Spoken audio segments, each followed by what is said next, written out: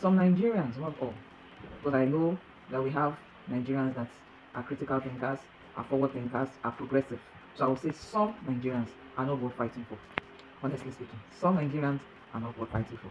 You can look at what Yabo is going through at the moment. The Mubad issue, the cause of death, the incriminating evidence here and there. Even though the coroner inquest now is out and said he died due to medical negligence, the nurse that treated him now she's now in question, like she's under investigation. I presume, I want to believe so. And here again, people are still saying the wife allegedly had something to do with his death. You know, when the whole issue started, a lot of things were, a lot of factors played into that case not being properly solved because of too many interferences, too many takes, analysis. They have analyzed that issue. Unfortunately, the boy hasn't been buried. Mohbad hasn't been buried because of how the case has become so complicated.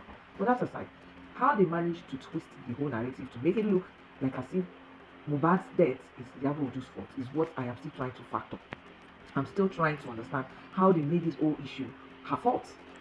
The only thing I feel a lot of people are against her for is the fact that she embraced the widow of Mohbad. That is Wunmi. She embraced the widow, which I don't think is wrong. We all know how Iyabo is. She's very warm. She's hospitable. She's very receptive. She hates oppression. She has come out to say a number of times that she cannot stand oppressors. We can see how she did during the Baba Ijesha case. That is who she is. That is her personality, and that extended to the widow of Mohbad. That is Wunmi. She accommodated the wife and the son. So I'm guessing that is where the issue is coming from. Some people are not happy with the fact that she is, getting close to this family. The wife, the widow, that is Mohbad's wife, wife, and the son. That is where the whole issue started from. I don't know if they had anything to do with her house being burnt, her office getting burnt. I don't know. There's no evidence to that effect.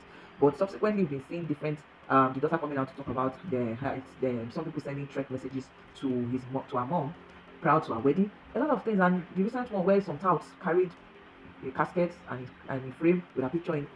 Nigerians are not worth fighting for. Some Nigerians are not worth fighting for because thankfully I was able to see reasonable comments from people that didn't make any sense because it's not worth it. If you're able to get out of all this old Rohaha and Wahala. She should face her family. Let everybody fight their battle. If I were her, because the whole case is turning on her. They are trying to twist the narrative. They're trying to make her look like a bad person, which is far from it. So if I were her, if she gets out of this, she should face her family. But you can't look at DRM.